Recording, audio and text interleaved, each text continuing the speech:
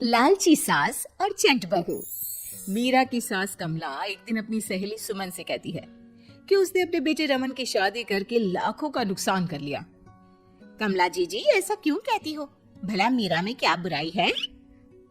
अरे सुमन बहन क्या बताऊं, इस मीरा ने तो मेरी नाक में दम कर रखा है। ना ही घर का कोई काम करती है और ना ही बाहर कमाने जाती है। अरे भला फ्री की रोटियां तोड़ने के लिए इसे लेकर आई थी क्या मैं? अरे जी आजकल तो ऐसा ही हाल है सबका। दहेज में एक गाड़ी क्या ले आती है कि बस सर पर बैठ के तांडव करने लगती है। मेरी बहू मीरा तो दहेज में एक फूटी कोड़ी भी नहीं लाई, फिर भी रोज महारानी मुझे उंगली पर नचाती है। जी फिर तो बहुत गलत बात है। तुम्हारी भी गलती है, बिना दहेज के ब्याह किया ही क्यों? अरे मैं तो अच्छा और बहुत दहेज लेती, आखिर मेरा बेटा इंजीनियर है। पर तेरे जीजा जी दहेज के खिलाफ है ना, बेकार कॉलेज के प्रोफेसर। अरे दुनियादारी की समझ ही नहीं है, बस अपने किताबों की दुनिया में ही रहते हैं। अरे जी अभी भी कुछ नहीं बिगड़ा, थोड़ा काम में लगाओ, खुद दहेज चल के आएगा। कमला को सुमन की बात समझ में आ जाती है और उसे सुमन का सुझाव अच्छा भी लगता है। कमला अगली सुबह से मीरा पर हुक्म चलाने लगती है। सुन बहू, फटाफट से सफाई कर ले, फिर रोटियां भी बनानी है। सासू माँ, सब मैं ही करूंगी क्या? आप क्या पूरा दिन मुझे काम बताने का ही कष्ट करती रहोगी? तो तू क्या चाहती है, मैं तेरी नौकरानी बन जाऊं? हैं? चुपचाप काम कर, नहीं तो अपने मायके का रास्ता नाप और निकल मेरे घर से। मीरा अपनी सास की धमकी सुन के थोड़ा डर जाती है। वो पूरी ईमानदारी के साथ घर का काम और अपनी सास कमला की सेवा करने लगती है। ये सब देखकर कमला बहुत खुश होती है, पर थोड़ी निराश भी होती है, क्योंकि जैसा वो चाहती थी वैसा कुछ अभी तक तो हुआ नहीं था। कमला अपनी बहू मीरा को और काम बताने लगती है। सासू माँ, आज मेरी तबीयत थोड़ी खराब है, आज तो मैं काम नहीं कर पाऊंगी। अच्छा, तो ऐसा करती हूँ, एक गाड़ी मंगा देती हूँ जो तुझे तेरे मायके छोड़ाए। अब तेरे दहेज में कोई नौकरानी तो आई नहीं जो तुझे आराम करने दूं। पर सासू माँ, मैं तो मैं मत कर और हाथ चला जल्दी जल्दी। आज तो कपड़े भी दुनिया भर के हैं, कौन धोएगा तेरे अलावा?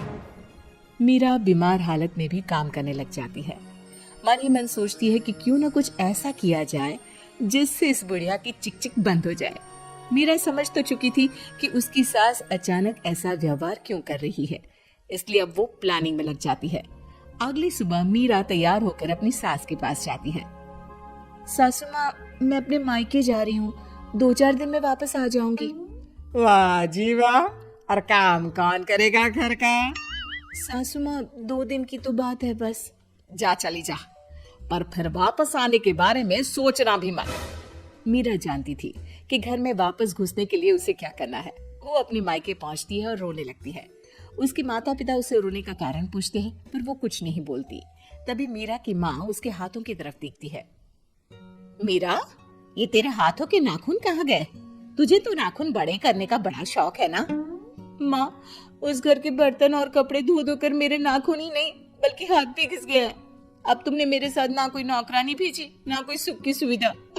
मीरा के माता पिता समझ जाते हैं कि मीरा को दहेज का सामान चाहिए। अगले ही दिन मीरा के माता पिता उसके लिए एक वॉशिंग मशीन और फ्रिज मंगवा देते हैं। मीरा ये देखकर बहुत खुश होती है और खुशी खुशी अपने ससुराल जाने की तैयारी करने लगती है। मीरा जब अपने ससुराल पहुंचती है तो उसकी सास उसे देखकर बहुत खुश होती है। अरे मेरी प्यारी बहू, आ गई तू? और ये फ्रिज, वॉशिंग मशीन, अरे भाई इन सब की क्या जरूरत है? सासू माँ, जरूरत आपको नहीं मुझे है, क्योंकि घर का काम तो मुझे ही करना पड़ता है ना। मीरा की बात सुन के कमला गुस्से से बोलती है। बहू रानी, तू मेरी बात सुन ले, मैं तेरे इस दहेज के सामान के सामने झुकने वाली नहीं हूँ। घर का काम तो तुझे ही करना पड़ेगा। अब कमला और दहेज लेने के चक्कर में मीरा का काम बढ़ाने लगती है। वो जानबूझकर गंदगी फैलाती और बना हुआ काम बिगाड़ने लगती। मीरा बहुत परेशान हो जाती है। वो अपनी सहूलियत के हिसाब से हर चीज अपने मायके से मंगवा लेती है। धीरे धीरे कमला की चाल कामयाब हो जाती है, पर वो मीरा की चाल नहीं समझ पाती। धीरे धीरे मीरा भी अपने मकसद की तरफ बढ़ने लगती है। वो अपने ससुर और अपने पति को अपनी तरफ कर लेती है।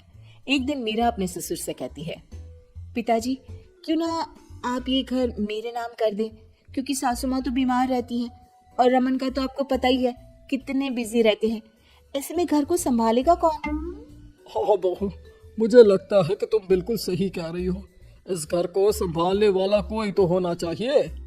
ये कहकर मीरा के ससुर जी अपनी पूरी प्रॉपर्टी मीरा के नाम कर देते हैं। मीरा बहुत खुश होती है क्योंकि वो अब अपने मकसद में कामयाब हो गई थी। इस बात की खबर कमला को भी लगती है। कमला को जैसे ही पूरी बात पता चलती है, उसके पैरों तले जमीन खिसक जाती है। वो गुस्से में मीरा के पास जाती है। अरे करमझली, तू तो बहुत चंट निकली। मैं तुझसे घर का सामान ही मंगवाती रह गई और तूने पूरा का पूरा घर अपना बना लिया।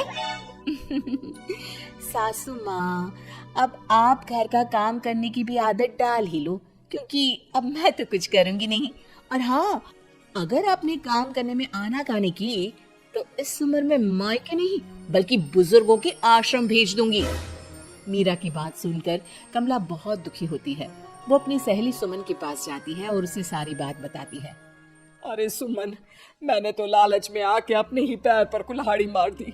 काश मैं तेरी बात मानती ही नहीं तो आज ये मेरी दशा नहीं होती। वाह जीजी, उल्टा चोर कोतवाल को डांटे। मैंने तो सिर्फ काम करवाने की सलाह दी थी, पर तुम तो बेचारी मीरा को परेशान करने लग गई। अब भरो अपने किए के फल। और वैसे भी ना, एक दिन तो ऊंट पहाड़ के नीचे आ ही जाता है।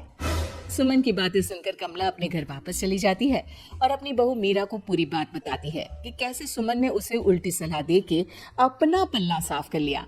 कमला अपनी बहू से माफी मांगती है। नहीं सासू माँ, आपको अपनी गलती का एहसास हो गया, मेरे लिए वही बहुत है। मुझे भी घर पर कोई राजबाज नहीं करना, बस प्यार और साथ मिले उतना ही बहुत है।